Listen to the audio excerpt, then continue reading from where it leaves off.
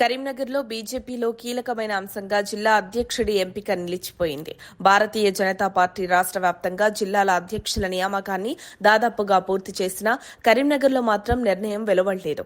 Party బలం ఎక్కువగా ఉన్న ఈ జిల్లాలో ఆలస్యం జరగడంపై కార్యకర్తల్లో ఆందోళన పెరిగింది. రోజులు గడుస్తున్నా కూడా నిర్ణయం తీసుకోకపోవడం పట్ల వారు అసహనం వ్యక్తం చేస్తున్నారు. కేంద్ర మంత్రి బండి సంజయ్ ఈ జిల్లాను ప్రాతినిధ్యం వహిస్తున్నారు.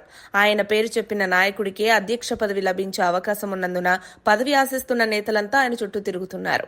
అయితే సంజయ్ మాత్రం ఎవరికీ స్పష్టమైన హామీ ఇవ్వకపోవడం గమనార్హం.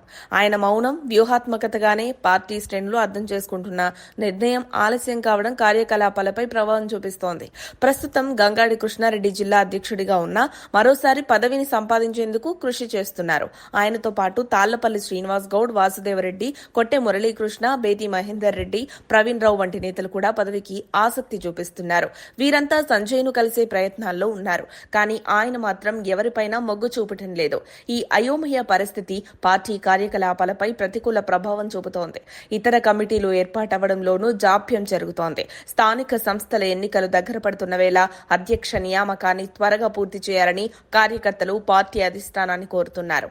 పార్టీలోని ఆశావహులంతా తమకే సంజయ్ ఆశీస్సులున్నాయంటూ ప్రచారం చేస్తున్నా ఆయన వైఖరి మాత్రం ప్రశ్నగా మిగిలింది. మౌనం వెనుక ఉన్న వ్యూహం ఏంటో అనేది పార్టీలోనే కాకుండా ప్రజల్లోనూ చర్చనీయాంశంగా మారుతోంది.